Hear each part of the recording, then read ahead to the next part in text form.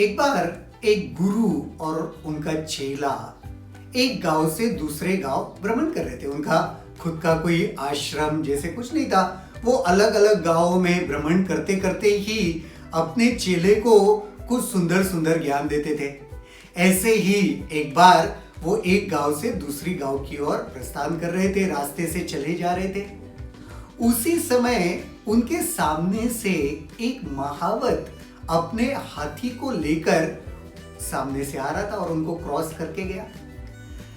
जब वो क्रॉस हो गए एक दूसरे को, आगे जाते ही गुरु ने अपने चेले को कहा, एक काम करो, उस महावत को जाके पूछो कि क्या वो अपना हाथी हमें दे देगा क्या।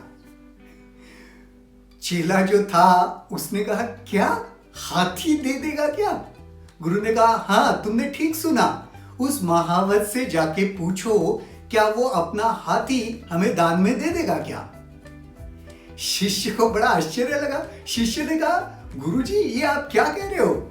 हाथी कोई माचिस की डिबिया है क्या कि किसी को भी उठा के कहीं पे भी देती? वो हाथी है, हाथी कैसे कोई देगा? गुरु ने फिर से कहा चेले को, अरे मैं कह रहा हूं ना, तुम जाओ और पूछो तो उस महावत को कि क्या वो अपना हाथी हमें दे देगा क्या। चेला तो संभ्रमित था ही, सोच में पड़ गया और उसने फिर से गुरु को पूछा, गुरुजी आप ये क्या कह रहे हो? कोई हाथी कैसे दे सकता है?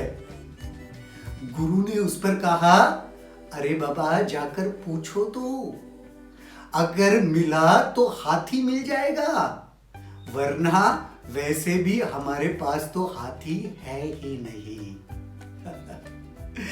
दोस्तों, इस कहानी से तो एक बात समझ में आती है, हम सब ना अपने ही विचारों के या धारणाओं के गुलाम होते हैं। एक बार अपने विचारों से, अपने धारणाओं से ऊपर उठकर तो देखो, क्या पता हाथी हो जाए अपना। वरना मैं तो हमेशा कहता ही हूं, ना मैंने कुछ कहा ना आपने कुछ सुना। नारायण नारायण।